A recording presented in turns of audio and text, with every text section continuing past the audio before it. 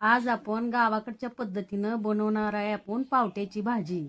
वांग बटाटो जर त्यात घातलं ना त्याची चव पावट्याची कळतच नाही. म्हणून त्यासाठी मी नुसत्या पावट्याची भाजी करायला लागली. भाजी तुम्ही भातासोबत खावा, चपाती सोबत खावा, भाकरी सोबत खावा, कशासोबत बी खावा.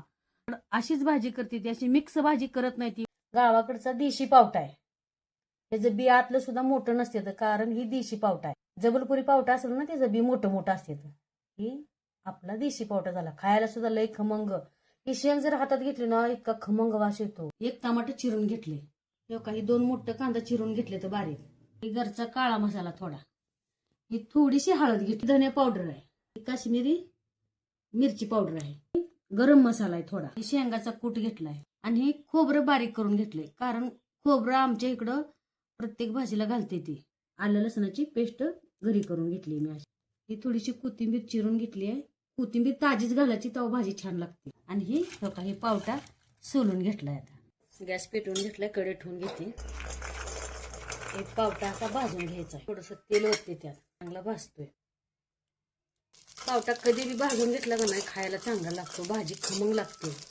गावाकडे आम्ही असं नेहमी पावटा भाजूनच भाजी करतो. तिला चांगलं टक्क पडोसर भाजायचं. असं चांगलं टक्क पडोसर भाजून घ्यायचं.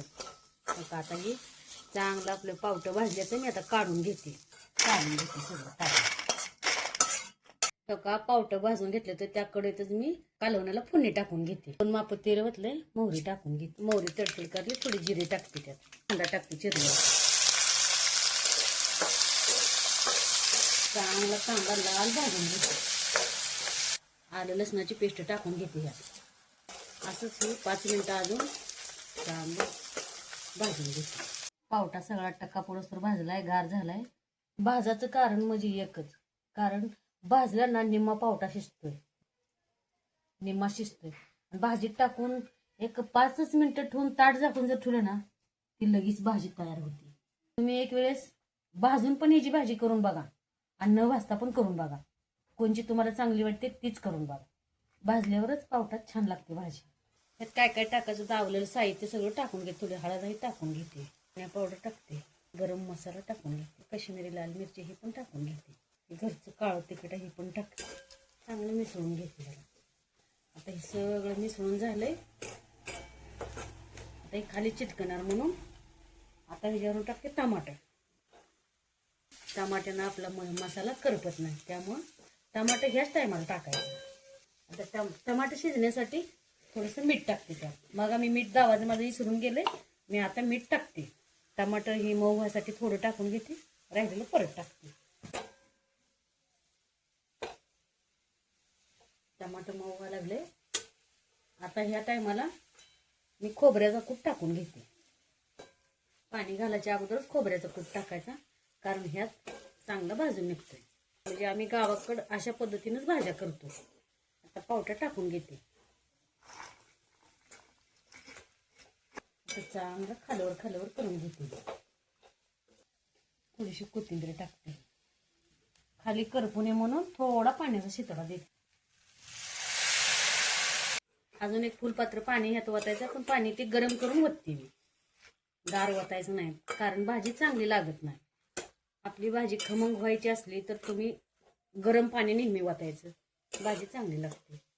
पाणी गरम झाले, आता भाजीत ओतून घेऊया. 2 मिनिटं ताट झाकून ठेवते. शेंगाचा कूट टाकायचं राहिलाय, शेंगाचा कूट टाकून घेते. अजून थोडं वेळ ताट झाकून ठेवते. असंच अजून एक 5 मिनिटं शिजायला लागते, झाकून ठेवते. 5 मिनिटं झाले, झाकून काढून बघूया. मगाशी मीठ थोडं टाकलं होतं, अजून थोडं मीठ टाकून घेते. कोथिंबीर टाकते. हे बघा, ही गावाकडची भाजी, गावाकडची पावट्याची भाजी अशी करते ती आमच्या इकडं. तशीच मी केली आहे, खास ही डब्यासाठी केली आहे. आता भाजी झाली तयार, गॅस बंद करून घेते. अशी रबरबीत भाजी केली डब्यासाठी मी, हो का, कारण ही लई बी असं मोकळं केलं ना ह्याची तोटर बसते ते, म्हणून साठी अशी रबरबीत भाजी करायची. तुम्हाला जर भाजी आवडली एक लाईक करा, सबस्क्राईब करा, शेअर करा, कमेंटमधनं सांगा ही भाजी कशी झाली. आणि ही व्हिडिओ संपूर्ण बघितल्याबद्दल तुमचं मनापासून धन्यवाद.